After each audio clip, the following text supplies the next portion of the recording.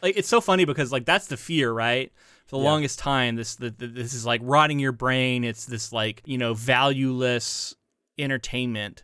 And we've seen that that's one of the ways that art is going, or not art, I guess, entertainment content is going through AI is, like, literal slop designed to be just flashy and attention grabbing, and how that's filling up all our feeds. And that's a whole nother podcast, but my God.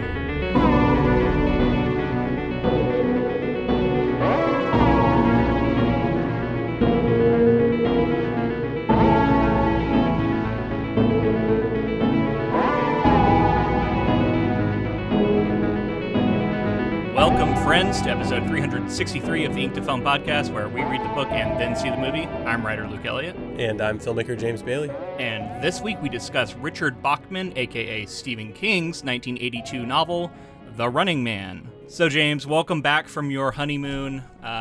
It has been the longest stretch of time, I think, since we launched the podcast, since we have recorded an episode. Maybe by just like a week or two, but it's definitely been a long stretch here, so I'm curious to see if we're rusty at all, how we feel getting back to it. I feel like I have a bunch of pent up podcast energy that I'm ready to get out on this episode. Yeah, I mean, I'm very excited to be back. Yeah, it's like, I mean, almost 8 years, and even through a pandemic, we just kept rolling. Yeah, and then here we took some time off for a wedding, honeymoon, and like just like it would take an entire episode just to talk about all that stuff because I'm just living in bliss, I feel like, the last month or so. Glad to hear that.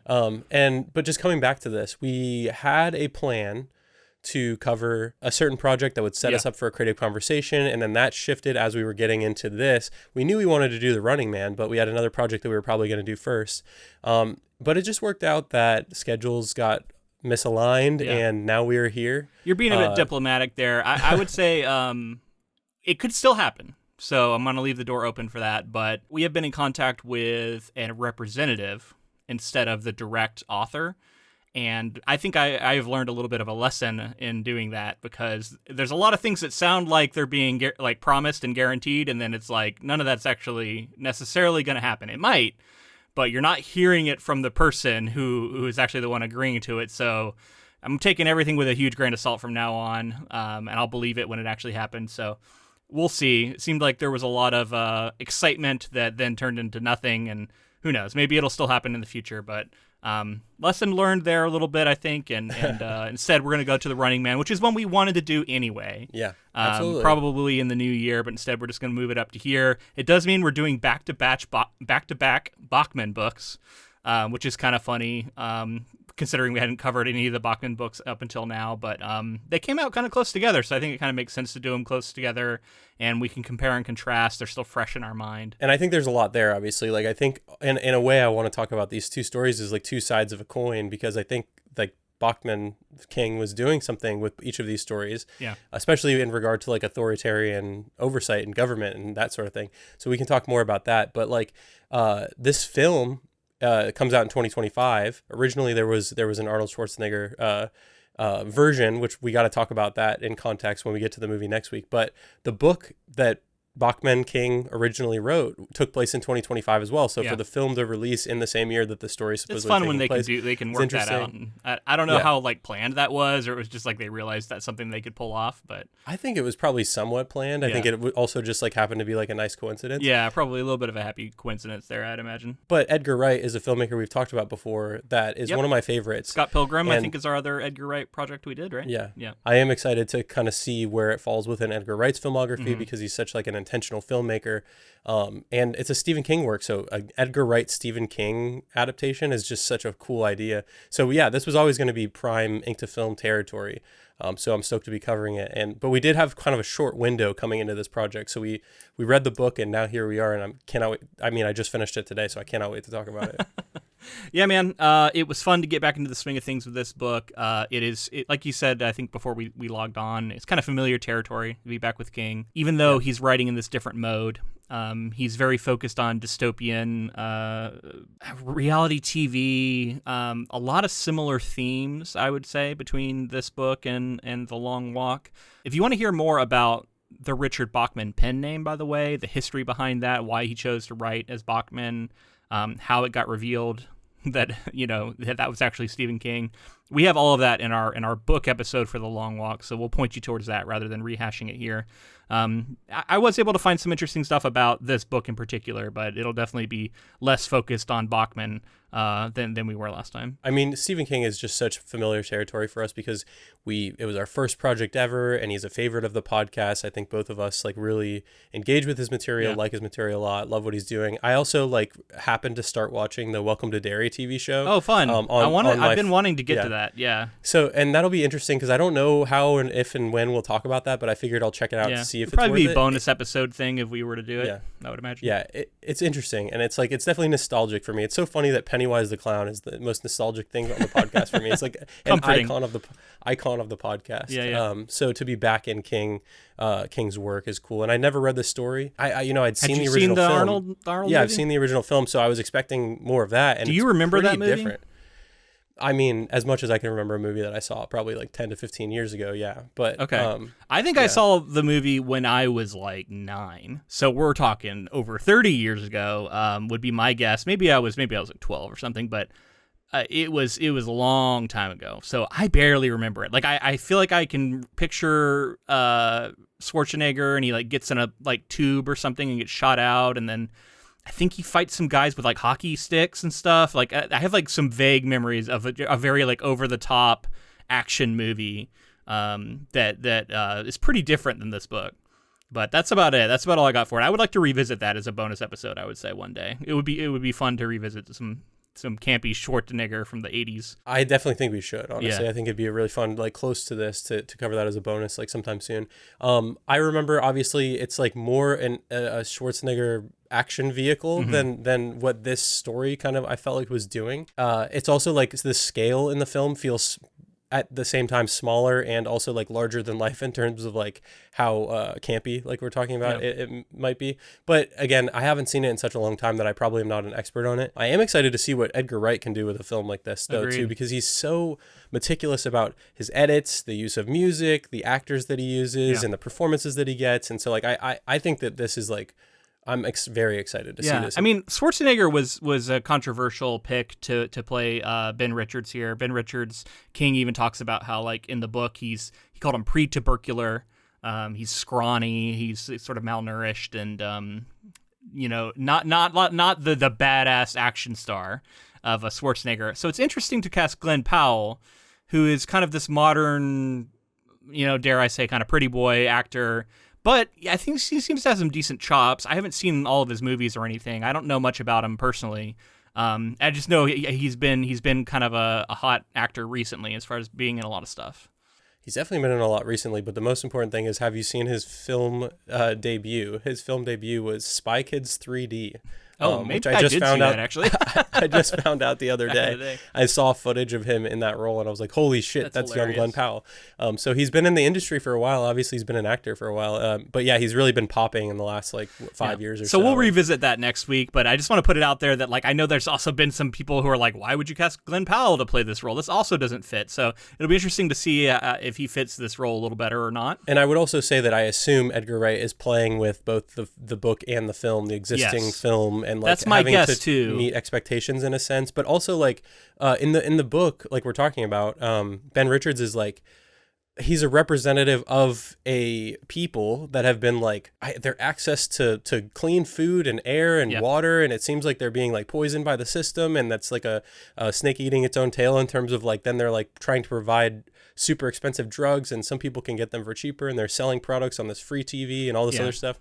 Like so in many ways this novel is quite prescient for what would come. Of course in many ways it's not, but like I mean, Stephen King he's obviously great at predicting this stuff, because this is written in the 70s.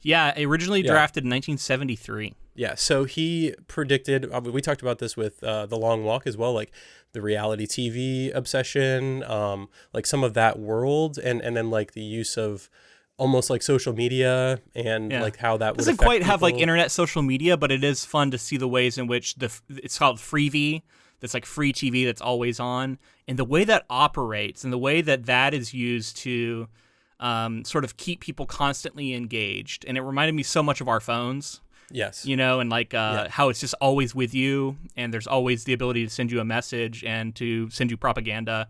The entire government is essentially become one with a mega corporation, it seems like, and it's very capitalist nightmare dystopia. And it seems like, tech people slash, I guess, entertainment and network and stuff have kind of all taken over, and they use propaganda to keep class divisions essentially permanent. And this is like the most class conscious King work I've seen so far, because even The Long Walk to me felt a lot more about masculinity and like kind of just like all of America being kept down by its government. Whereas here, this really felt like the haves and the have-nots, right? Like the people who are in control and in the upper class are almost like a separate people altogether. And he repeatedly refers to anybody who's like lower class or even like lower middle class probably as being his people, and they're like, he has like this real sort of kinship with all of them. And then I also noticed how this book is chock full of some of the like more uncomfortable things from especially this period of King's writing, where he's throwing around a lot of slurs. There's a lot of sexism. There's a lot of just like ugliness on the part from Ben Richards. And I think a lot of that is intentionally done to make Ben Richards far from the perfect protagonist. Like, this is a very flawed man who has a lot of anger problems, you would say, and is not the most like elevated thinker, right? But I would say, because I'm a King fan and I'm maybe willing to give him a lot of benefit of the doubt here, I think he's also saying something interesting about how the divisions of race and sex and ability are used to keep the lower class from uniting. And Ben Richards, without even maybe realizing it, is falling into that pattern. And so often, King loves to have like a black character help out his main white character, right? And he kind of has to learn a lesson a little bit there about like, oh, maybe I shouldn't have judged him. He doesn't like think that, but that's kind of the implied lesson that's being learned. And it's demonstrating that like maybe class is more important. Maybe I have more in common with people than I think I do. And it's a little quaint now, of course, to see that story, and it's something that he would tell a lot throughout his career. But this is very early King, so this is clearly something he was starting to think about, even in the 70s. Way different time period. We should all kind of remember that. And I don't know. I thought it was interesting. I'm not saying it was done necessarily the best or anything, and there's definitely a lot of stuff in here that we would raise a lot of eyebrows if you were to try and write it, publish it today. But I think it's done with somewhat of a purpose, right, to kind of demonstrate that Ben Richards is flawed and has internalized a lot of this stuff. To an extent. I think King would want to change some things if he was publishing it today. I think he himself would admit that. But I think, some of that class division that you're talking about was pretty effective too, where we see like the desperation, like at some point these like sort of built-in prejudices start to go away when everyone is facing the same issues from the system and the banding together that we see in some ways. And I think that there is like a through line of that as well, which I think is pretty, I guess it's like more on the nose, but it's like a good sentiment in general. It's really not that subtle. This is like so directly a class story, right? Like through and through. And it's interesting because like I kept wondering like how much was he trying to like pretend like this is truly a different writer? Like he's wearing this persona of Bachman, and because like we read, how he had this whole like backstory for Bachman, and he developed like this character of who Bachman even was, and it was definitely related to himself, but almost this alter ego, and you could see him like maybe flexing some things and doing some things with Bachman that he wouldn't necessarily be comfortable doing as King. I don't know. It's me just trying to kind of psychoanalyze it here a little bit, but then I kept wondering like he does certain things here too that are such hallmarks of King, and maybe he doesn't even realize he's doing them. But like he picks a phrase. I think it's rich blokes smoke dokes or something. Yeah. And he has the character repeat that throughout the book. And I'm like, that's such a Stephen King thing to do. Have like a little weird phrase that you just keep repeating over and over. I think it's also like a thing in universe too. Like it's like an advertising kind of It's something he's heard, yeah. But like to have a character where it like kind of sticks in his mind and then he keeps bringing it up and saying it and as if it means something new in different scenes. Like this is something he would do throughout his career. It's like a hallmark of his characters. And then he uses the town of Derry in Maine. Speaking of Welcome to Derry, Derry shows up, and I kept thinking like this is written way before he was outed as being Bachman, but also published before. he was outed. So that's crazy. Yeah, that feels like the biggest hint ever. But I was thinking too, like Derry. It's pre-it, huh? I don't know when Derry became a real part of his stuff. Like I can't remember for sure. Is it mentioned in Carrie? Like I don't know. I know it's definitely in It, but it wouldn't come out until 86. So this book was released 4 years before that. Was this the first time he came up with Derry as a fictional town in Maine? I don't know. Either way, that is really interesting. Like if it had been used before, obviously for us now, we're like, oh, it's obviously King. Was that a little Easter egg he put in there? Just to see if some reader would find it? Because this is before the internet, so you have to remember, like, this stuff, there was no forums like that. There was just, like, magazines, I guess, where people could, like, fans would just have to talk in person. And so the idea that, like, people were going to, like, fish out little details and figure out who you are. I mean, I'm sure it was something he thought was possible, but it's not like the world of the internet where you're like, that's going to happen immediately. Immediately, people are going to find this. And I mentioned this before when we were talking about Bachman, but I felt like there was, at least I've heard that there was like, in the community, there were some that thought that it could be the case. Yeah, it seemed like there was some people who were thinking it just hadn't been like confirmed until that one and day. it's like, who's got the proof? Who's and eventually the proof comes out, and then that's like the concrete evidence. But yeah, so with the two Bachman stories we've read now, I'm also noticing like a trend, and I don't know if all of them will be this way, but the games sort of system, the proto Hunger Games Survivor kind of reality show thing that's going on here, where everybody's watching, with Long Walk and here, and just what that does to a story and how it like captivates like a certain part of human nature that like wants to watch violence and wants to be a part of something like this and is so excited. It's so intrigued by all of this interconnective like narrative or something that's going on in the world. And just like them back to back is like, I couldn't believe it's really interesting, like going right? in. It seems to me like, and like, I don't know for sure, I didn't see him say this anywhere, but like, I know that this was written in 73. The Long Walk, we said, was one of the first books he ever wrote. He wrote it when he was like in college.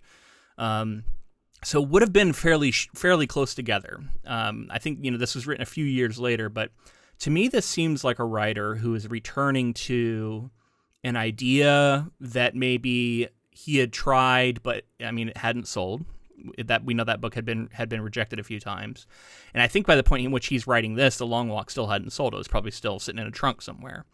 And so it felt to me like he was revisiting some things that he had explored in The Long Walk and like taking another shot at it and saying, like, what if I focus more on the entertainment element of it? Because we talked about, like, so one of the things in The Long Walk is that the idea of this being a show was interesting because, like, we never saw any of the other side of that. We never saw what the broadcast looked like. We never, like, heard any of that. We just heard some reports about it, secondhand. But, like, this was very focused on the studio audience and how the people were reacting to it, and him having to upload these little videos. And it's so funny, it's so quaint. He would have to mail them, these VHSs. He would have to like mail to the network, But just the idea of having to do these like daily vlogs essentially to prove that he's still alive.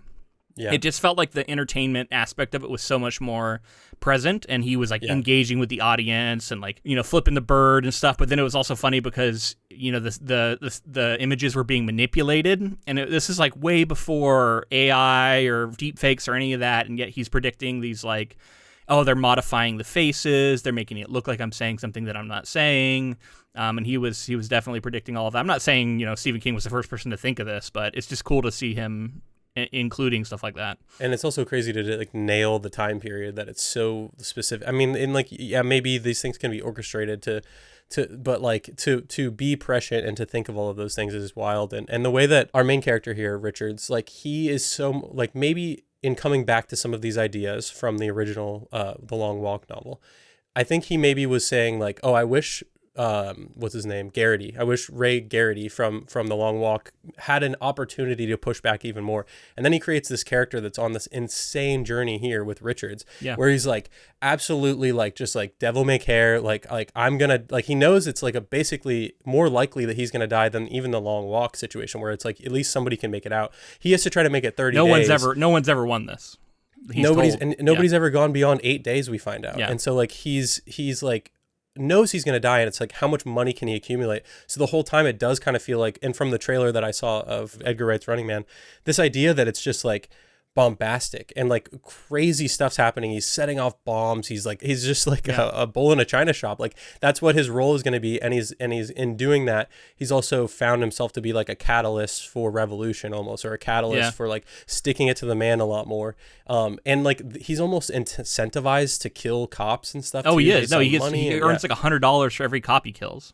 Yeah, so he's just like incentivized to be just like a menace in the streets, just destroying things and trying to push. And like he leverages that into like pushing back against the system and the government and everything. But in that way, he's the danger that the news gets to say, look out in your streets, everyone. You could be going about your daily life. And that's kind of the whole journey, right? Is like people, like the common people for the majority of the book are against him. They're the enemy, and his journey is about winning them over and finding a way to prove to them that he is on their side and to like get them to question the system too. And he's able to do that, towards the end. I don't know how effective I found or how convincing I found some of that stuff to be. I have some criticism for this book. I think maybe at the end it would be interesting to talk a little more comparison between this and The Long Walk, since they are such similar books.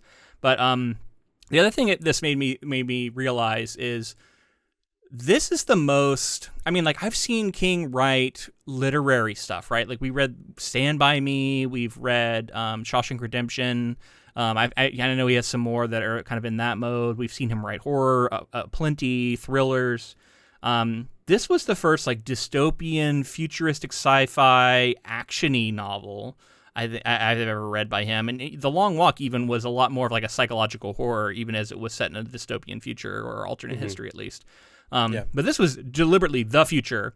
And like I thought all of that worked well. And King has a real incredible talent for having horrific details in a lot of these sequences. And you know, the way he describes injuries and gunshots and stuff, it feels very real and visceral. The one thing I don't know how strong he was like the action itself and like how well it was translating for me to where I could like picture what was happening and like understand what exactly, like the stuff with the bomb. I remember I was kind of deeply confused about what was going on there, and like some of the car stuff was pretty cool, but like I couldn't figure out exactly the mechanics of how things were happening and where everybody was. And it's just one of those things where I'm like, okay, maybe he's not like the greatest action writer, at least at this point in his career, whereas he's so good at so many other things. It was just interesting to note that like it didn't feel like that was like the biggest strength of his, even as he does do a pretty good job with a lot of it. Well, and I felt that, but I felt it maybe in something different. I thought that like I thought The Long Walk was like such a propulsive read, and it felt so short in a lot of ways. And then this story, like the mode of how he's telling the story and the format is incredibly short chapters that are counting down from with like 100 literal to countdown 0. at the start of each chapter. Yeah, like each chapter was like a page and a half. It was like you would rip through a chapter so quickly. Yeah, and I think in trying to be brief and feeling like snapshots or something, that we're clicking into these tapes and seeing like snapshots of what he's doing. Like I can understand like kind of why he was trying to do that and what it was doing to me, but it did feel like things were getting clipped off often, and then it was like the beginning of a chapter would need to like restart momentum, because I feel like in a chapter you're trying to have like almost like 3-act structure of like beginning, middle, and end here, and like so you have this like kind of like finite window, and then you end the chapter, and then you're kind of building up another chapter, and so it kind of felt like weird as far as like chapter to chapter. And I wonder if like a little choppy in that it was like I felt like we had gaps that could have been filled in. Yes, he travels a lot too. Like there's a lot of changes of scenery, of scene. There's a decent number of characters he runs into. It's a little bit of like a travel log. Whereas in The Long Walk we spent a lot more time with the characters because it's the same people throughout most of it. So I don't know. It just had some certain character sort of strengths that were present there. Ben Richards is a very different kind of protagonist. I don't know. He's not super likable. He's a bit of a dirtbag. He's kind of cool in some sense. Like he's very rebellious. He definitely delights in sort of fucking with people and fucking with people of authority. He has a very anti-authority attitude that is apparently long documented in his past that they find. And it's funny because the network sees this as like, oh, you're going to be entertaining, so that's why they like why they choose him. But of course, that's like one of his strengths is that he's anti-authority. But yeah, again, with like a lot of the thoughts this guy has, a lot of the things he says and does, yeah, definitely gave me dirtbag vibes too. He's not my favorite person I've read about or had to occupy a mind with for a while during this book. And it's funny because at the beginning of the story, I think he tried to do some work to, like, he was like turning down, he was like, I'm a married man, I'm doing right by my child and my wife, and I'm like, he's turning down prostitutes or like sex workers of some kind, and in that way we're supposed to be like, oh well, good for him, he's a good guy for doing that. And then like the preceding, like, I mean, even up to that point he didn't seem like the best guy, but that's what I'm saying, like I think that was the attempt to make him like likable or like a good guy in some way. And then going forward, just like his look at the world, while maybe it would be bleak in that scenario, it's like he like thinks terrible things and doesn't I don't know, it's like very judgmental. If you knew you were gonna, like I said before, like he's been turned against so many of his fellow people, like fellow man out there. Like he's racist, like he's sexist, like there's all kinds of stuff that he is constantly thinking that I kept being like, this stuff's holding you back, man, like, you know, get past it. But yeah, it's interesting, like it makes him a very flawed character, I guess, so I'll give him that. One thing I wanted to point out is that this is such a deeply American story in the sense of this is like Breaking Bad before Breaking Bad. This story is all about not having access to healthcare, affordable healthcare. That is the whole story. This is all about my kid is sick and healthcare has been commoditized and made, you know, so expensive that I don't have access to it. So I'm going to take part in this craziness to try and get it back, and then rage at the system for creating this inequity and creating the situation where you have to do this. Yeah. And like, this is what can happen when you deny people healthcare, which, you know, should be a human right. So it's wasn't there something so in the news? Wasn't there something in the news that was like that, like desperation and I don't know, healthcare. I don't know, something. It seems like it comes up every now and then in the U.S. That's for sure. I just mean like someone finding desperation and maybe Breaking Bad. And yeah, but ultimately, like that's what some of the story is analyzing, is like putting people up against the wall, and how much can the entirety of a country or humanity take before there is some sort of like pushback, revolution, whatever that looks like. And in this case, it is kind of crazy to think of Ben Richards as like Breaking Bad. Like he really did just break bad. He was like, I can't take it anymore. And it's also like, but it's funny because his Breaking Bad is actually still sort of within their system. They've designed it to where they're like, if you're gonna do it, you come do it for our entertainment. Yeah, it's bleak. And then the story starts out in such a bleak position too, because it's like, his kid is sick with like seemingly something like pneumonia or something, and you're like, oh well, it's just simple antibiotics can help most of the time. And like his wife is having to turn to sex work to get the medication and literally sell her body, which by the way is a really interesting parallel with what he's doing, right? Like he's literally selling his body and his life. Yeah, and then he moves into meeting some people, and there's this guy who's educating himself with like a stolen library card, and just in that scenario where like he learns that like this is all being done by the system. Like our air is causing cancer in kids and all this other, like that whole progression is like, and again, I think King understanding kind of the worst in humanity to an extent and predicting this in a lot of ways. Yeah. It seems prescient, but I mean, maybe it's just human greed and human nature that and this stuff has been a problem in the United States for a long time. He was probably just looking around at what he saw in his day to day and reflecting it. All right, so you've started talking about plot here a little bit, so I'm going to get to that shortly, but let's first just take a moment to talk about what I could find around the history of writing this novel and what King has said about it.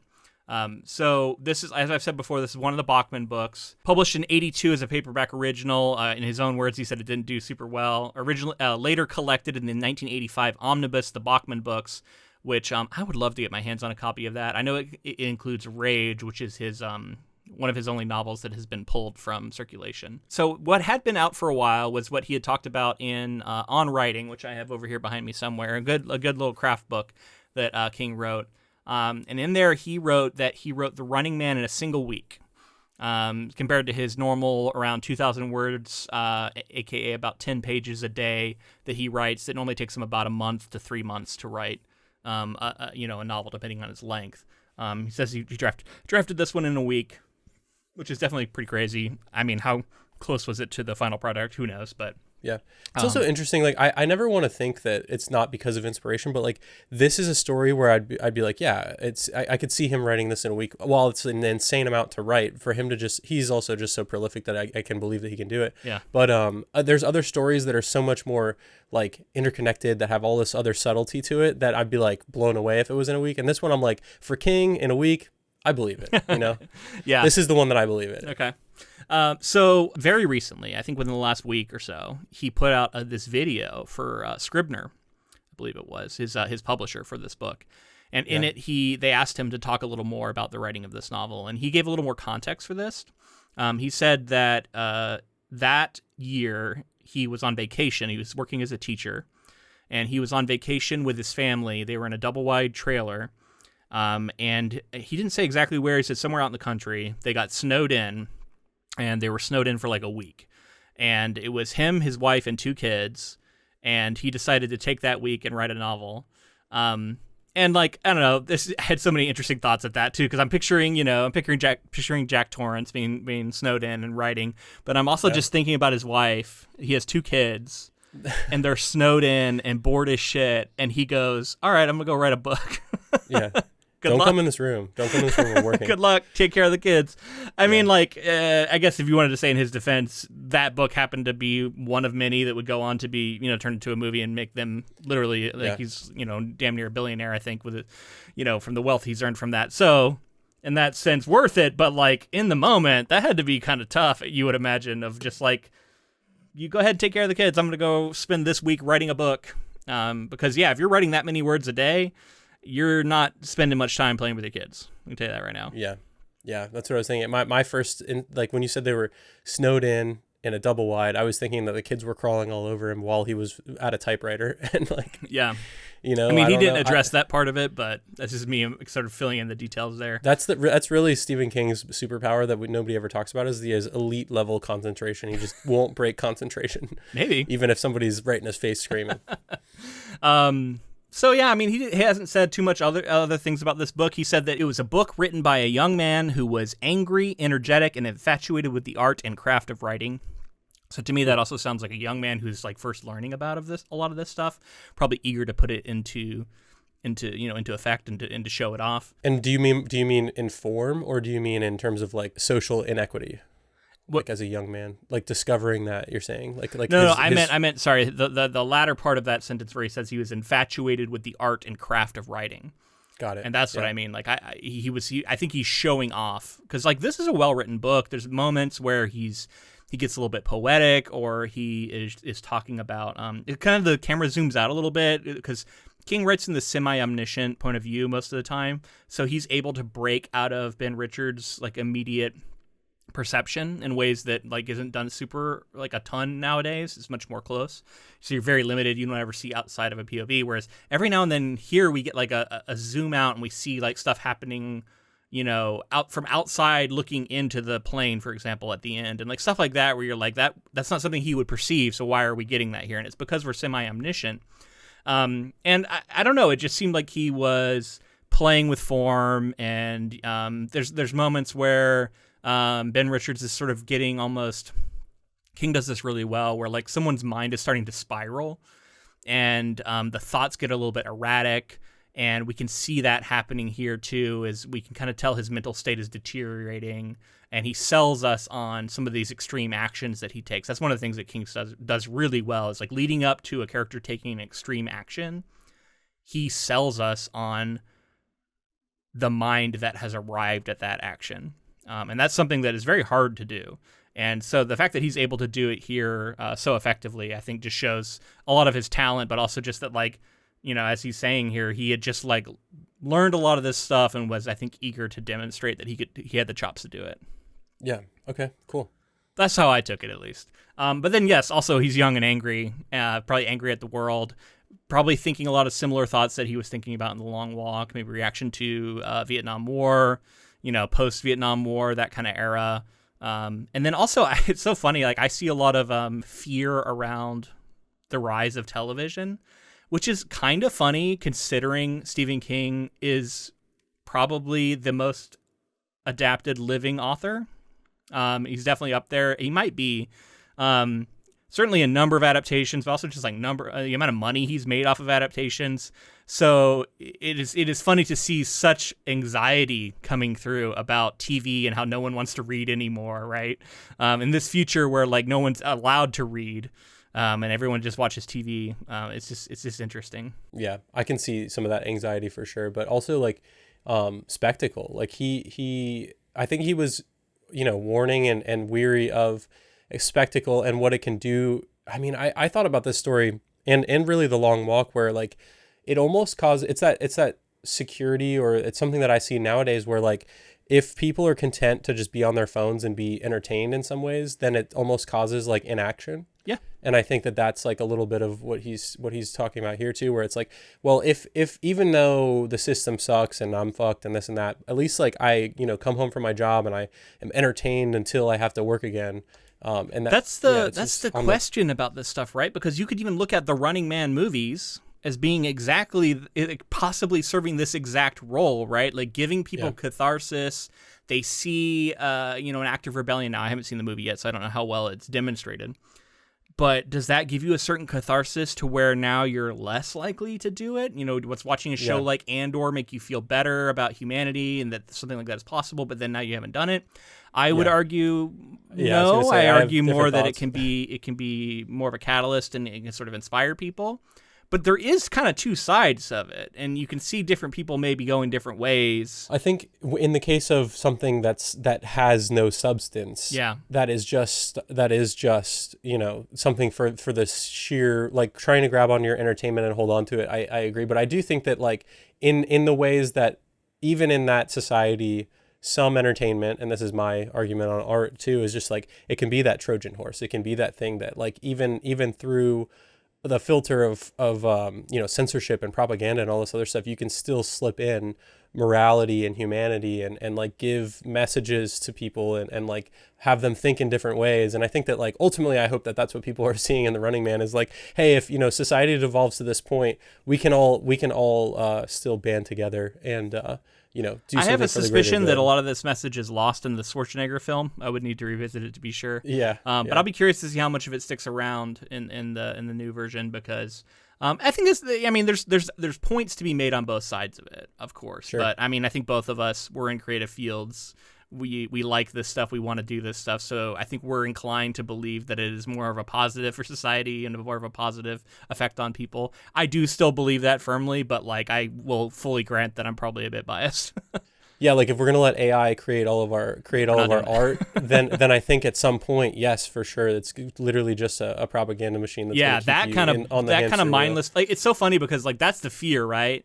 For the longest time, this is like rotting your brain. It's this like valueless entertainment, and we've seen that's one of the ways that entertainment content is going through AI is like literal slop designed to be just flashy and attention grabbing, and how that's filling up all our feeds. And that's a whole nother podcast, but my God. That's what you're saying with the art and stuff too, is that like the intention of the author, the fact that you can imbue messages like this into your art, and you can imbue morality and like the human element. And hopefully audiences are smart enough to turn away from slop, even if it's something that does engage you for a period of time. I have to think at some point you're done with it. You get sick of it and you need something with more substance. I hope so, man. All right, so let's get into the plot here. In a dystopian 2025, America is a totalitarian state with a crumbling economy. The poor have been kept in line by the oppressive Games Network, a government-operated television station. Ben Richards, a desperate 28-year-old from the impoverished co-op city, struggles to care for his sick daughter Kathy and his wife Sheila, who turns to prostitution to help make ends meet. With no job prospects after being blacklisted, Richards enters The Running Man, a deadly televised game where contestants are hunted by elite hitmen called Hunters for 30 days in exchange for $1 billion cash prize. For every hour he survives, Richards earns $100, but the real challenge is in evading capture while broadcasting daily video updates to the network. All right, so some of those numbers don't make any sense to me. The grand prize being $1 billion is kind of crazy. That's like, okay, that's a lot of money. Maybe he's projecting inflation. But then also, but it didn't seem to be with $100. Yeah, I was gonna say it didn't seem to be with 100. Damn, yeah, that is like nothing. yeah. Anyway, so interesting, but I think the $1 billion is a ridiculous figure because of the commentary being made here that no one will ever achieve it. Yeah. Ever. Like the system will never allow it to happen. And even if it did, I don't even think that they would make good on that. I think so. So what did you think of the opening of this? I was thinking a little bit of William Gibson, because there was a little cyberpunk sort of vibes to this, and this futuristic city, co-op city, right? Like there's some maybe like communist vibes there too, with the idea of a co-op. But it seems to me much more like a Democratic Socialist Party sense of like this is in name only. This is masquerading as the thing that it's actually not, because this doesn't feel anything like a co-op to me. This feels like an oppressive capitalist city. I think the co-op is like a term of... It's like a misnomer, right? A misnomer, exactly, yeah. And like this is like a situation where I feel like, extreme communism, extreme fascism, they get to the point where it's still like a figure at the head of it. Sure, and like it can be authoritarian either way. Often has been, at least in the history of the world so far. As far as like extremist groups, like when it gets to that level of control and oversight, but... Anyway, the beginning of this book, I thought that like, I don't know. I understand the desperation of you're going to go join this thing to die. But the pneumonia to me, like I later on characters have cancer. And if there was like some futuristic cure for cancer that like they withheld medicine for that was like impossible to get unless you competed, that I could understand more. But this pneumonia thing, and while I understand, especially before medicine, pneumonia killed tons of people. I was like, wait. Pneumonia is something that can be overcome through like not like without medicine some of the time. So like it's like there's a chance that his daughter would just get better. So when he enters the game, I'm like, I understand the desperation of it. I understand that he's basically giving his life for hers. Yeah. You could point a little bit at the masculinity thing, because it seems to me, especially early on, his masculinity is being challenged by society. It's kind of like poverty is emasculating. It's kind of like one of the messages you hear. It takes away your ability to be a man and provide for your family. Right. And your wife is literally turning to prostitution, which is super emasculating for him. And, it's cuckolding him or whatever. And like he has to put up with it. And like even when he does this series of psychological tests, I noticed that was like a repeated thing, like the way he's probed and prodded and literally like they're shoving fingers up his butt and stuff. And like, I think King was really trying to show that like the society is doing this to him. This is something that was very present in The Long Walk as well. And in fact, one note I had here was that the exact same detail happens when he shows up to the Games Network. They take his ID and don't give it back. And they say, you don't need it now. And the same thing happens at the start of The Long Walk. He gives his ID over and they don't give it back. And I just thought that was an interesting, like, that little detail. I don't know if he even realized that he had included it in both books, but I thought it was really notable that it happens in both books. Yeah, and it's like a signal to the audience too. Like, and again, maybe this is that Bachman's like mode of storytelling as well. But like, yeah, they own you like figuratively and literally, and you can't like taking someone's ID in that way too. Like we're seeing so much of this with the idea of citizenship and just like people being whisked away from their homes and taken away with and without documentation, in the way that like it's like at some point it's like your ID is representative of your rights. It's like who you are, your identity, your personhood, and you take that away, you've lost all of it. Yeah, and it feels like to me right now, it's like the idea of someone not having identification is like terrifying, and we're seeing like what's happening. So like taking that away, it's like a blow that I'm already on edge. I'm like, oh shit, like what does that mean? What does that mean that like going forward, like even if he did somehow complete it, they would still be able to like frame him for something or do something nefarious, like. Anyway, he gets there, and I thought it was interesting, the different games as well. Interesting in like a morbid way. Yeah. But like I thought The Running Man was just about one specific thing. Like The Long Walk is about one specific thing. Yeah, I never read the book, so like I don't know. I don't think this is a plot point in the movie, but maybe it was, and I just don't remember it. But yeah, there's all these other games you can be. They like sort you. People sign up for games, and they're like, oh, you're going to be in this game. You're going to be in this game, and he and like a couple other people are sent up for this. The Running Man, which is like the big prize, the big one. And also the most watched, and it gets the best. There was one called like Swimming with Crocodiles or something. Yeah, they're pretty ridiculous. It's like, that doesn't sound like a good one to be in. Yeah, but you can, I don't know, it's like people would watch this. Like some people would, yeah. some people will watch this. Like, Yeah. and I'm like, this is a very bleak, cynical sort of take on people's willingness to watch extreme violence and cheer it I mean, on. Squid Game comes to mind, right? Like Squid this Game. idea Yeah, of, like, I mean, these, he even says it in here. This harkens back to the gladiators of Rome. Right. It would take time. There would have to be a desensitization that would happen over time. You could maybe get society here, but also it's just the fact that there is only one network. There's this ultimate control, and then much like the games were for the masses back in ancient Rome, these are essentially games to appease the masses, to keep you not thinking about the situation rebellion, and instead thinking about this. And then also, like, it's giving you a dream of wealth too, because, like, not only is it the potential wealth that someone can earn, but, like, society is incentivized to turn them in. If you do, there's cash prizes associated with all of it and some level of fame. So there's, like, they're really incentivizing the audience to be against this guy. Well, and like you said, even if there's a hierarchy of, like, the haves and the have-nots in this story, there's also the people who have not to the point that they need to compete in this. So it's like there's even a superiority to the people who are poor sitting at home watching this that aren't desperate enough to compete in it yet. And, like, they're able to, like, remove themselves. Well, and there's also that, like, middle-ish class that we see later with Sheila, or maybe upper middle class or whatever she is, where it's like clearly there are a group of people who are well enough off to where they're not being kept down by the system, and yet they don't they're not, like, super wealthy or anything, but they see themselves as being above everyone else. And a part of that story, I think, that happens later is about, like, trying to find some common ground between the lower classes and being like, we're all being held down to some extent, finding some common ground there. But I think that that's also probably a big part of it, is, like, they're a lot of that audience too is looking down at the people who have to take part in these shows and being like, oh, these people are animals. Oh, one thing that I do remember from the Schwarzenegger movie, and I'll be interested to see if this holds true in the new one. The hunters are such prominent figures. They're so, like, colorful and over the top, and I think they all get introduced and they have different crazy names and different, like, key ways in which they kill people, and, like, that is not really a thing here in the book. Like, we hear about was it Tom McCall or whatever his name is later, McConey, yeah. Tom McCone. He's one of the ones we hear about, but a lot of the other ones, it's like there's mention of these top hunters, but they're not really characterized. We don't meet a lot of them, enough to learn anything about them.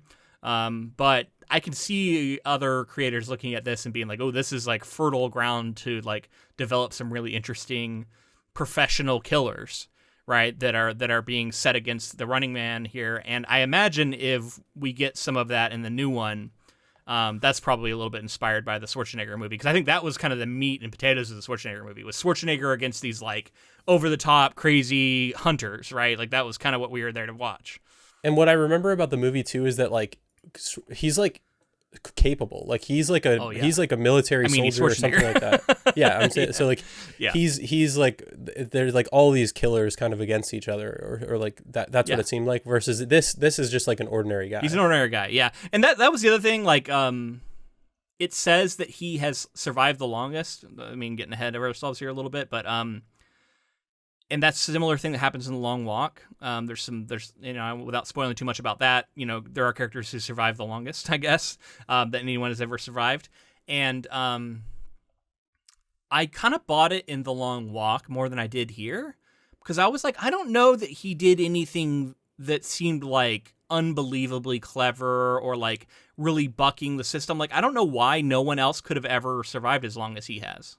I think my only point that I kind of drew when I was reading was that he was coming together with the community, that he had help. He was getting, and I assumed he's that, the first person to ever do that. It seemed that way. Okay. Like, it seemed like I that guess was the this system. is a society that seems up. to have really been turned on itself. Yeah. Like, and maybe I think that is something he's trying to get at, is, like, he got lucky. Like, he got lucky that he found the people that he did and fell in with the right people. And like, at some point, even sending those tapes, like, he's able to defer some of the tapes for a little while. That was the other thing, actually. He gets helped. He gets helped out. Let's get into this next section here, and then I'll reveal what I'm talking about. So Richard begins his escape with a 12-hour head start, uses disguises and false IDs to travel from New York to Boston, where he narrowly survives an encounter with the Hunters. In Boston, he sets off an explosion that kills several police officers before escaping into the city's impoverished ghettos. Along the way, Richards meets Bradley Throckmorton, who explains that the air is severely polluted and the city's poor have become a permanent underclass, and that the network is a propaganda tool designed to pacify the oppressed. Richard tries to reveal this in his video messages, but the network alters them to maintain their control.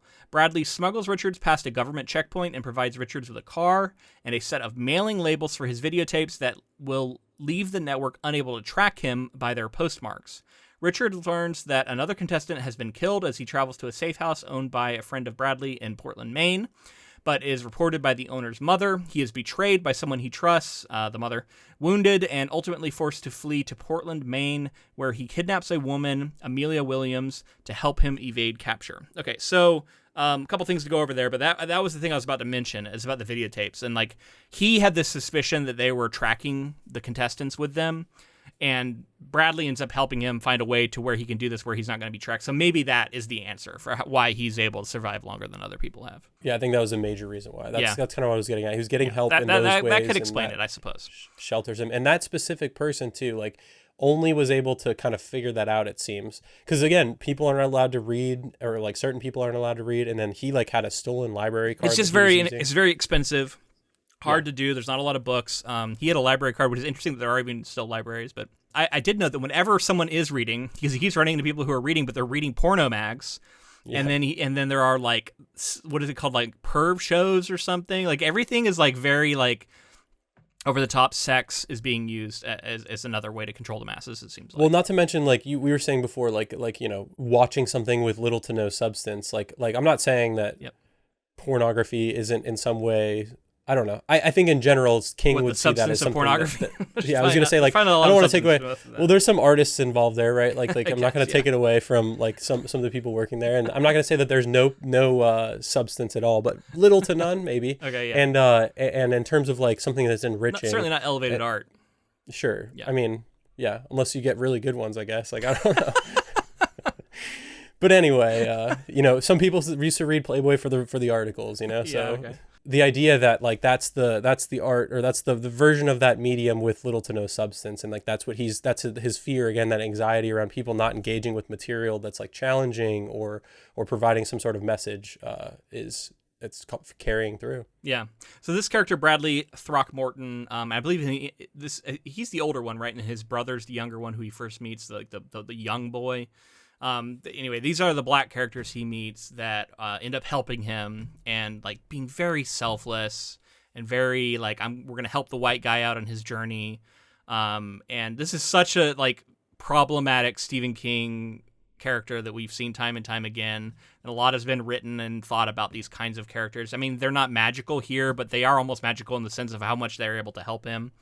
For sure. And he has to learn a little bit of a lesson, but then he also has to learn a bit of a lesson about like, his own prejudice. It's not that he like really deeply internalizes that. I just like assume it's happening, I guess, from his behavior. Yeah, agreed. Yeah. It's not like out and out, like he's a changed man. I think it's just that like he benefited from it and he's like seeing them as individuals and like, not some stereotype or whatever. Though I will say, Stephen King's stereotype here, like the voice and the mode of these characters is so it's like, I mean, it's super stereotypical. Yeah. It's like while reading it, I'm like, I know that he's trying to like channel something that he's seen as true or something like that, but it comes off, especially now reading it. I mean, we have to remember this is a white guy living in Maine in the 70s. Like, yes, he might have been forward thinking, but he is, clearly has his own internalized prejudices that he needs to, like, he knows they're wrong and he's trying to like find ways to work through them, but it's clear that like he can't get over some of it, and some of it is just so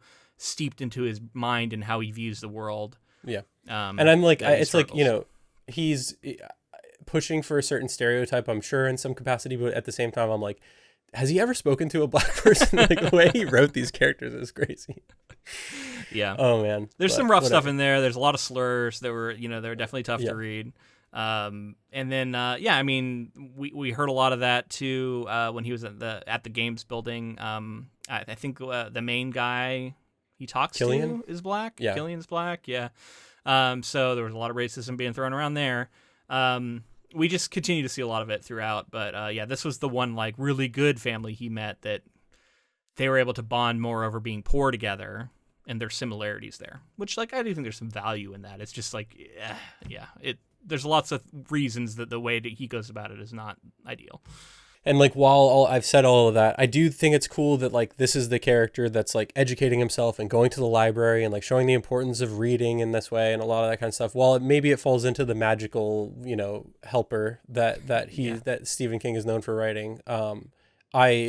It's still cool to see like that character. Like I thought I thought overall it was a cool character. I thought overall I'm like, yeah, this is like cool that like ultimately knowledge is like he's like I've invented this filter that filters the air and it only cost me like $10 to create it, and like the TVs that was a big plot point one. that he finds out here is that like basically it is super cheap to have these nose filters, and the network is like deliberately keeping the poor from being able to make them. Yeah, because they're selling them on the TV for like hundreds of dollars or something. They're trying to make money off of it basically, and it's like a way to control them, keep them sick, keep them pliant and servile. So yeah, and I forget somebody's kid has cancer. Like we talked about it's that before, same has, family. Like, it's like their sister. They meet the Yeah. mother there. It's all part of that same family, and she has lung cancer even though she's 5. And this is where they're like talking. He's like, I could understand if it was leukemia because that's the kind of thing that happens. He's like, no, this is they're poisoning the air and giving us cancer, and like that's like I think conspiracies aside, I think that we know for a fact that our government, at least if not many governments, are like they don't have the best health. Look at the way they're stripping back all of the environmental protections. Even in this most recent bill, the BBB whatever stupid bill that got passed, food safety has been severely pulled back. So we're all going to be eating more poison now. Hooray. Yes. Yeah. We're winning. Not to mention like the whole shutdown and what they were fighting for was to, at least healthcare. Alleviate some of the healthcare stuff. And now it's just going to be rampant. It's going to get rough. Yeah. And so that ultimately is a lever of control. And that's something that we're seeing in this story. It's something that we're dealing with here today. Absolutely, man. So a couple other things happens here. He gets sent to Maine, which if you didn't know this was King, the fact that this guy's going to Maine, interesting. I mean, like, could be in other books, but definitely a little bit telling here.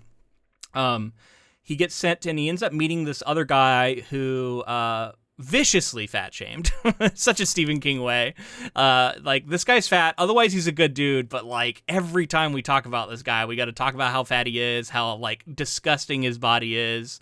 In every possible way we can make sure to hit that note. We're going to hit it.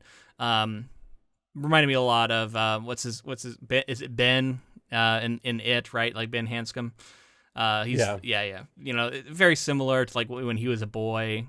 There's a lot that goes on with that character because we spend a lot more time with him, and he's a main character, whereas this is like a side character and he ends up dying. So we don't really spend much time with him. But again, just like all the judgment that was coming from Ben Richards was crazy. The mother, I thought it was interesting. That guy's mother who ends up turning him in. She is like convinced that like black people taking all of the jobs and stuff is like the root of all evils in society, deeply racist. Mm-hmm. And again, I just, to me, it felt like he was again hitting this idea of like racism and prejudice being a lever of control and the thing that keeps us from being able to unify as a class is like this other stuff. And she is like deeply like sort of entrenched in that. And rather than look at the network and the society and the government and everything that's keeping everybody down, she's too busy worrying about that. And she's losing her mind over it, clearly. And ultimately, like that's true to life because we see it is people. Very true to life. I mean, that's how these right-wing movements work, right? Yeah. Like they capitalize on racism and they give you an enemy to hate, and it's the other, it's immigrants, it's people who don't look like you. It's always that, right? In a lot of ways, convince them based on these like hot topic issues to vote against their own well-being in terms of like overall income brackets and things like that. You know what I mean? Convince you that it's the other person's getting access to something that is taking it away from you. You know what I mean? That it's this zero-sum game, and Not only would it be helping you, but also like in general would be more unifying. And instead, it's all about other issues that are just like out at this point feel like they're just like archaic, and it's crazy that it's still the crazy that it's still so present.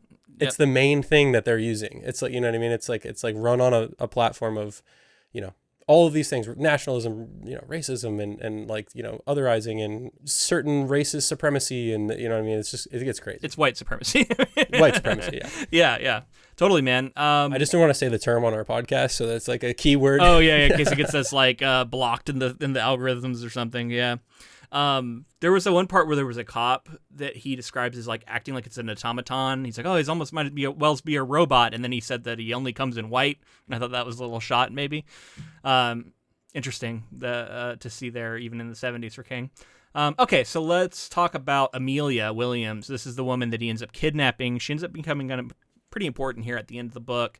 She is the one who is like a more well-to-do, kind of upper middle class was kind of the vibe I got from her. She's more like kind of hoity-toity, kind of removed from the struggle of the poorer class, but she's not necessarily like ruling class, like super, super wealthy either. She's just able to be sort of blissfully unaware. Yeah, she's able to kind of live in the mid-tier for sure. Yeah, and he at first, he's like, he has a lot of really dark thoughts, and he's like, I'm going to be the animal that you think I am, and like all this stuff, as he's really leaning into that, and they have a very antagonistic back and forth for a while, but then, kind of wins her over a little bit. She ends up not revealing, like later he lets her go, and he's like saying that he has a bomb, and she's the one who knows that he doesn't have a bomb, and so he keeps having to he kind of has to trust her to not tell them that he doesn't have a bomb, and she doesn't end up telling them that. So yeah, I thought it was interesting too. Like as he lets her go, he knows that they're going to interrogate her, so he gives her all this information that she needs to like memorize and what it looks like and how it operates and stuff.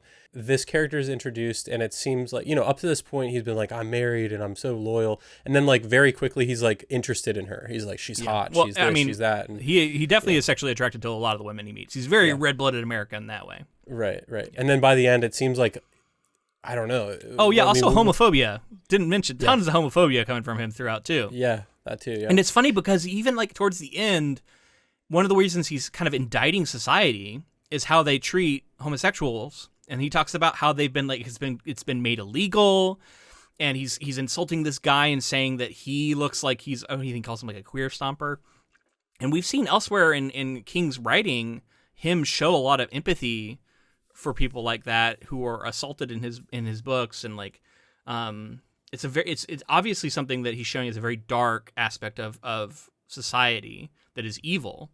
Mm-hmm. And it's just so interesting that once again Ben Richards is someone who has deeply internalized this, because he says tons of homophobic shit throughout. It's interesting to me, like as we get to we're nearing the end here and talking through a lot of this character, and like I think ultimately Bachman, he wants to write in a different mode, he says, supposedly. So I wonder if he entered into this story saying like, oh, this is my idea for a framework for the story, and I want to write from the perspective of somebody like this. Yeah. And he like wanted to add this in, and felt it would be like making for a more complex character or something like that. This is definitely one where sometimes, I don't know, I mean, this is a painting with a very broad brush, but there has been a certain aspect of people in the modern reading community who seem to struggle to separate the thoughts and actions of a protagonist in a book from the thoughts and beliefs of the author writing that protagonist. This is definitely a book that is asking you to do that, or at least like you should do that, because I think it's clear this is not how Stephen King believes. You can look at the context of what's happening in the book and see that a lot of this stuff is being presented as bad.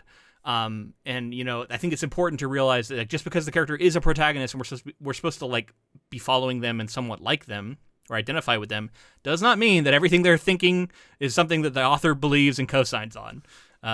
It's very base level media literacy stuff, but it's something that I see needs to be mentioned every now and then. Yeah, I mean, and that's like definitely a thing that you need to like approach in the story. I think where it gets complicated with this specific story is that like we're also in the same breath saying this is young 70s King, where he is a little rough around the edges. So it's like both. Definitely it's like gets kind a of bit both gray. Things.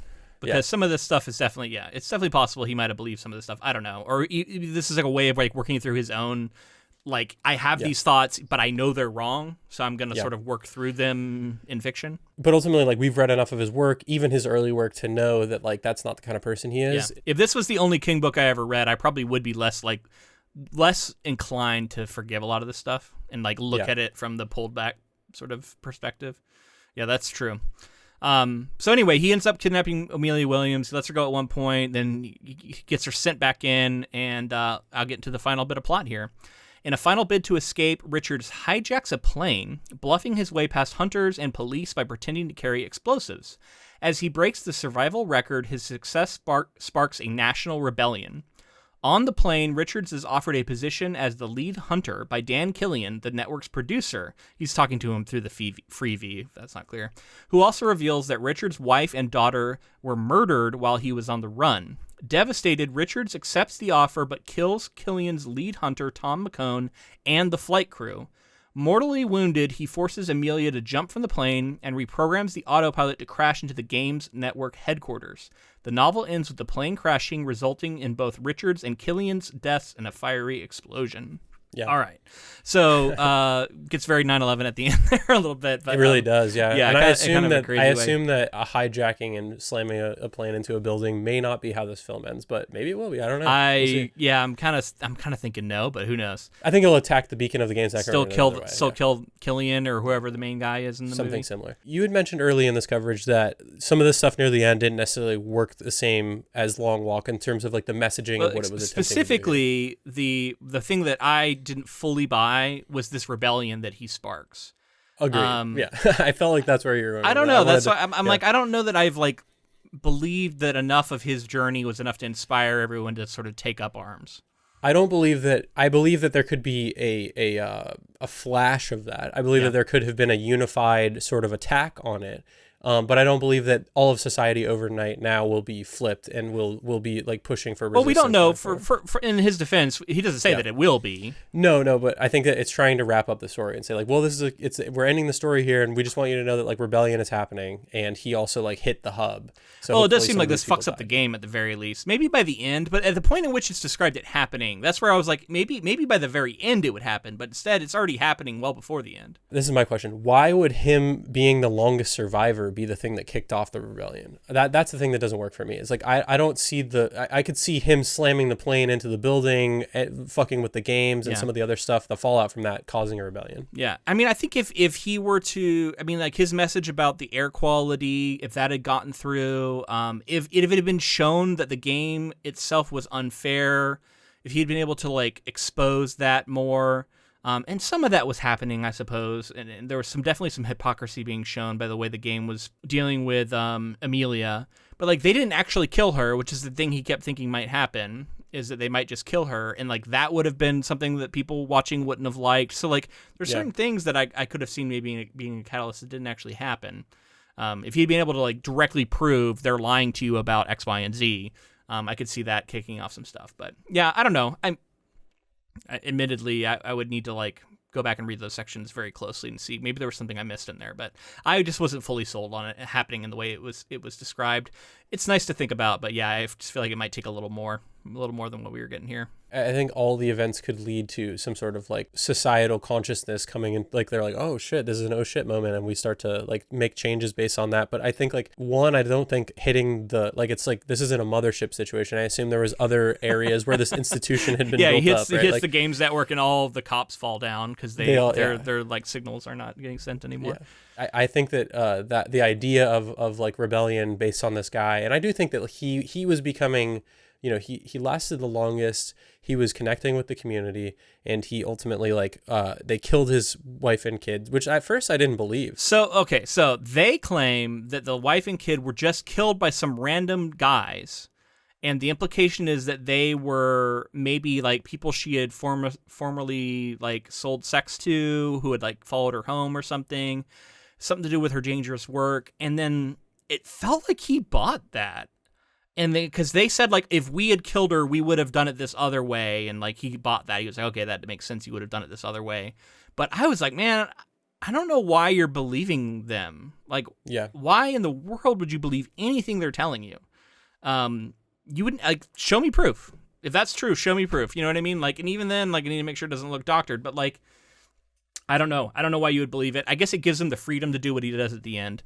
But, like, I was a little surprised at how quickly he seemed to just believe the story they told him about his wife and kid dying. Well, at the end of the day, like he entered the game knowing he was going to die. Like there was no world where he was going to make it. Well, because when he entered the games building, he didn't know what game he was going to be on, and he ended up finding out he was going to be on the Running Man. But at that point, it kind of felt like he didn't have many options, right? Like, could he have even backed out? Maybe there was a moment where he could have said no, but like then he wouldn't have gotten anything, and he needed to get something. I got the impression that he couldn't back out, but yeah. Plus, like, I don't even know if he actually could have backed out at that point. They'd taken his ID already, so yeah. Did they give it back to you? I don't know. He was gonna die. I assumed he was gonna die through this whole story. Like, you didn't think he was gonna get awarded $1 billion? I didn't think it was likely. No. So he gets this message at the end that he already was on this death path. Like, he was already deciding that he was going to be like suicidal throughout the whole thing. Like, he was doing crazy stuff.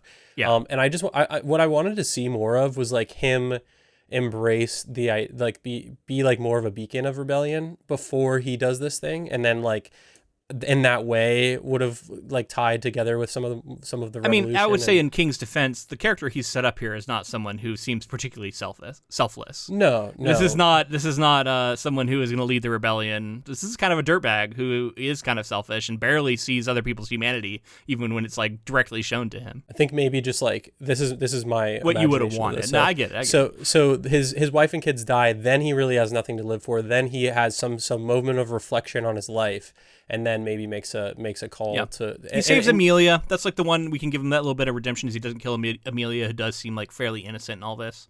He makes sure she has like a parachute and she gets sucked out of the plane, which I assume she lives. Yeah, hopefully. And maybe it has something to do with just like how rapid these chapters are and how quick everything felt like it was happening or something. But I almost felt like there was more to tell here. Like I almost feel like King takes another week to write this is kind of a thriller novel in its vibe too, so I think keeping it short and sweet. Yeah. Take another week to write it. Is that what you're saying? Yeah. I was saying like one more week to write it, and like I feel like he could have like made this a little more complex. But I also appreciate like different types. This is somebody who writes really long novels normally, so it's kind of nice to see a shorter one here too. Maybe Bachman writes shorter novels. And I also appreciate like just different types of stories. Like that maybe this is a different type of story that he wanted to tell. Ultimately, like maybe what you were alluding to throughout the story is that like it just isn't. It isn't my favorite King story. It isn't my favorite Bachman story that we read. Well, I was going to ask that. So it sounds like you're saying you enjoyed The Long Walk a little more as a novel. I think so, yeah. But this is fun in a different way, and sort of like like everything has failed us, so let's just be absolutely batshit crazy and like just like flail against the machine, like do whatever you can to rage against the machine here, and like that's kind of what this feels like to me as a story and like what he wanted to tell with it. And then ultimately like just like the conclusion of it and everything all together, just it was pretty good. I enjoyed it well enough, and it didn't overstay its welcome, like you said. Like it remained brief. I agree. This is a pretty good book. I think The Long Walk leaned into some of the things that King is better at. It really like demonstrated some awesome stuff there. I'm pretty fond of that book. Even a few weeks on now, from or like over a month now from having read it. That's pretty high on my list of King novels if I were to try and rank them, I think. I don't think this one quite cracks that. It's got enough flaws here. It's got enough of the stuff that is present in some older King that I don't like. I think some of it just didn't quite hold together and work as well for me. But overall, I like the message of the book's really cool. I like the sort of class-conscious King. This mode of storytelling is very cool. I think he has a very strong message to tell that is very applicable today. So I could see why an Edgar Wright is maybe looking at this movie and feeling like, it could deserve another shot at it. I'll be curious to see how much of this message comes through and how it translates, and do we feel like it is making an important statement today? I'm really curious about that. It is really a fascinating time to retell the story too, because while it feels like King was really predicting a lot of this, the use of just like propaganda, the advertising, the entertainment element, the social media / like kind of that reality show thing that's going on here, it is fascinating in today's day and age. And like I think that there's a reason why we're seeing like a Hunger Games and then a Squid Games and like which I didn't mention. Like, apparently there was let me get the name of it. There was another story that is credited as being the first. It is called The Prize of Peril by Robert Sheckley. It's a 1958 short story, and it also got adapted into another movie. But that story featured a contestant who was hunted by professionals across an urban landscape for a cash prize. And so when the Schwarzenegger film, I believe it was, came out, they got sued for plagiarism by the other film. that have been made for this other short story. So it's interesting. I didn't see like what the result of that lawsuit was, but I thought that was an interesting detail. But anyway, so it's not like King invented this idea, but is one of the very early people, at the very least, to demonstrate it. Who knows if he's read that story? I mean, I could see it. King has certainly read a lot of stuff. He might have read it, but I'm sure it was also quite different, as many things are. But yeah, interesting thought. I would just say that it's not hard for me to get on board with an anti-authoritarianism story at this point right now that we're in. So like to read this and to see how fascinating some of the parallels are and like kind of morbid and sad they are. And then getting into like an Edgar Wright adaptation of it. Yeah, I'm pretty excited. And this is a fun one. Definitely pumped, man. The end of this book with this whole like plane sequence and the hijacking and the gun play and everything, it was very action, very unlike most King novels, I would say. Felt very larger than life in a sense. It's funny to me because at times something about this evoked like a Die Hard. Yeah. No, totally. I kept thinking about like it's very action movie. Yeah. Like it's just like crawling through sewers feels like crawling through very John McClane for like, sure. I don't know. And he had a bit of that attitude too, that fuck you attitude, devil may care, very anti-authority, that's very John McClane. I get that. The other thing is, I'll say at the end, he gets gut shot, and in a very Stephen King detail, his guts start hanging out, and then he starts getting caught on things, and then he steps on his own intestines at one point, and he feels it like tugging inside of his body cavity and all this shit, and like there's some dark, twisted details that are very Stephen King, and like that's the kind of stuff you don't get from many other authors, I would say, and I could see King having some fun with that at the same time as, trying to find the detail that was really going to gross people out. Definitely very dark. Oh, also there's like this moment that is very surreal where like when he's crashing the plane, like Tom Killian like looks out the window and sees him for a moment in the mirror, in like the window of the plane, flipping him the bird. And I'm like, so Die Hard. No fucking way. That's so John McClane Die Hard coded for sure. Yeah. But anyway, that's how the story ends. Very interesting book by King. He's an author who continues to fascinate me with how just like multi-talented, multifaceted he is, the kinds of stories he can tell. And this was very different for him. Very interesting.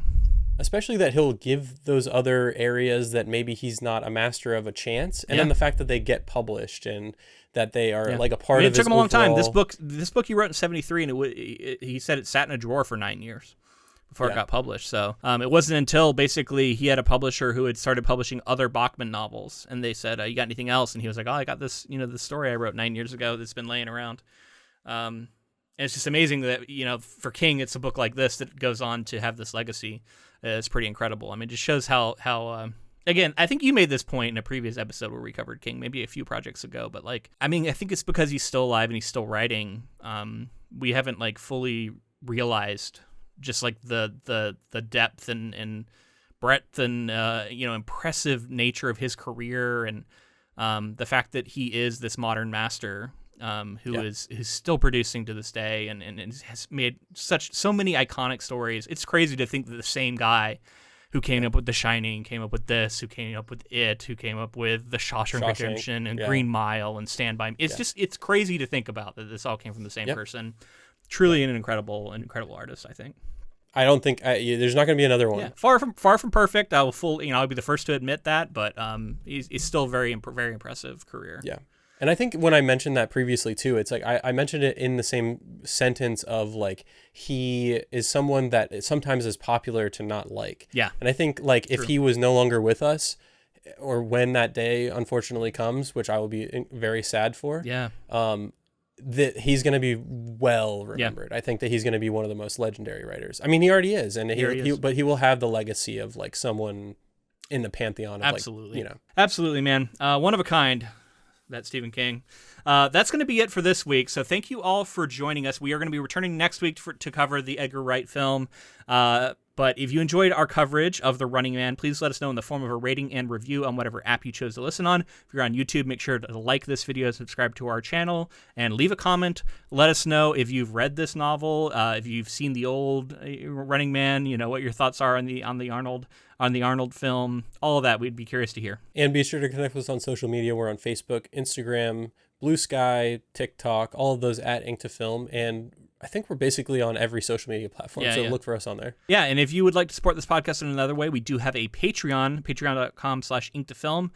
We are about to have our next quarterly project getting voted on there. I think at this point when you hear this, you would still have time to get on there and vote on a poll that'll be up on what our following project after The Running Man will be.